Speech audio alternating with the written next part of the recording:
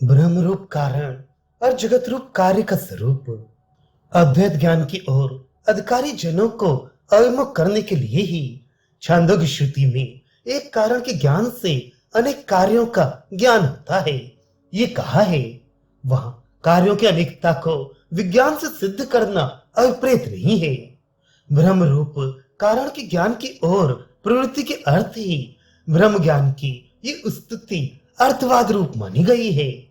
तात्पर्य यह है कि जैसे घट आदि के उपादान भूत एक मिट्टी के पिंड को जान लेने से मिट्टी से बने सब पदार्थों का बोध हो जाता है, वैसे ही सबके उपादान एक ब्रह्म को जान लेने से उससे बने सकल जगत का बोध हो जाता है।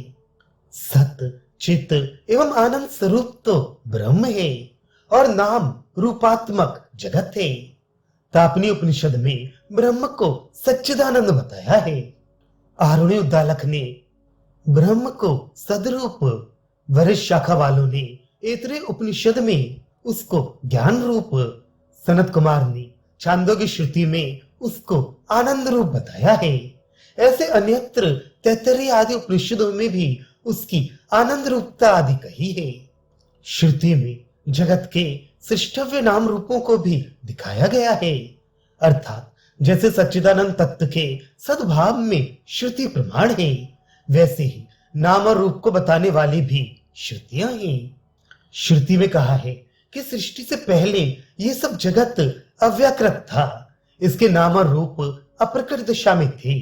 पीछे रचना के समय ये जगत दो रूपों से वाच्य वाचक रूप से व्यक्त हो गया। यह अचिंत शक्ति माया ली गई है।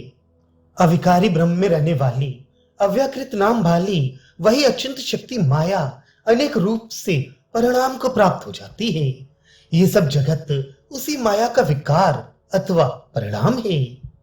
श्रुति में कहा है कि पूर्वोक्त माया को प्रकृति अथवा उपादान कारण जाने और माया का आश्रय होने के कारण माई कहने वाले को महेश्वर अर्थात माया का नियामक समझो। मायोपित ब्रह्म का पहला कार्य विकार आकाश है। वह अस्थि भांति और प्रिय रूप अर्थात कारण के भांति सच्चिदानंद स्वरूप है। उसका अपना रूप अवकाश है, परंतु उसका ये रूप मिथ्या है। पहले कहे सच्चिदानंद तीनों रूप मिथ्या नहीं है। चतुर्थ अवकाश रूप क्यों मिथ्या है ये बताते हैं। आकाश का अवकाश नाम का रूप आकाश के व्यक्त होने से पहले भी नहीं था और नाश हो जाने के कारण पीछे भी नहीं रहेगा। और जो वस्तु आदि और अंत में नहीं रहती वह वर्तमान अर्थात मध्य में भी नहीं रहती, अर्थात उत्पत्ति एवं विनाश के मध्य में प्रतीत होने वाला यह अवकाश असत पदार्थ है। श्री कृष्ण भगवान ने अर्जुन के प्रति यही कहा है कि आकाश आदि एवं अंडज आदि पदार्थ पहले अव्यक्त थे, मध्य में व्यक्त हो गए और अंत में फिर अव्यक्त में लीन हो जाती है। जैसे मिट्टी घट आदि कार्यों में तीनों कालों में अनुगत रहती है, वैसे ही वे सच्चित आनंद नाम के तीनों रूप सदा सब पदार्थों में अनुगत रहती हैं। जब आकाश नहीं रहता तब भी इन सत आदि धर्मों का अनुभव अपने आत्मा में होता रहता है। बताओ, जब तुम अवकाश को भूल जाते हो तब तुम्हें क्या भान होता है? यदि कहो कि शून्य का भान होता है तो अच्छा, यही सही, उसका नाम चाहे तुम शून्य ही रख लो, परंतु अवकाश अभाव रूप से प्रतिमान कोई वस्तु प्रतीत होती ही है। शून्य नजर आता है ऐसा तुम कहते हो। उपर्युक्त रूप से प्रतीत होने के कारण ही उसकी सत्ता तो सिद्ध हो ही जाती है, उसका स्वरूप तो मानना ही पड़ता है। उस समय उदासीन अवस्था होने के कारण वह तत्व सुखी है। जो तत्व अनुकूल ना भी हो और प्रतिकूल भी ना हो वही तो निस्सुख होता है। अनुकूल्य हो तो हर्ष होता है, प्रातकुल्य जान पड़े तो दुख होता है।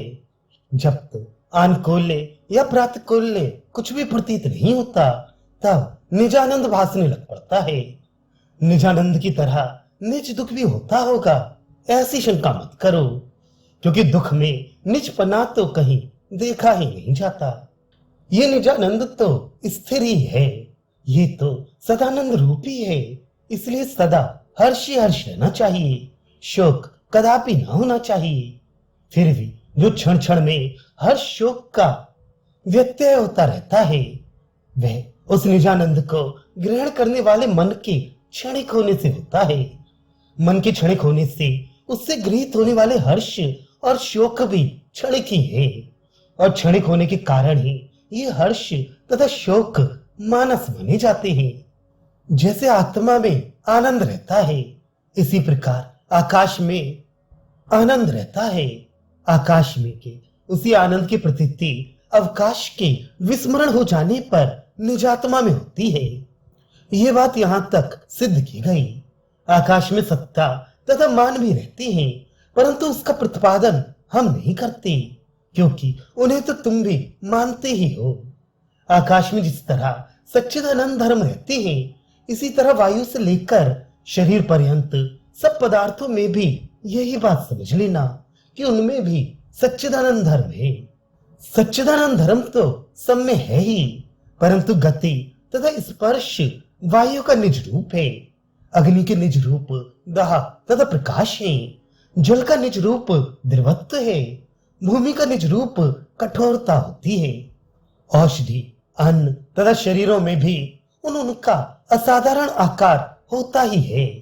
उनके उचित रूप को अपने मन से समझ लेना चाहिए।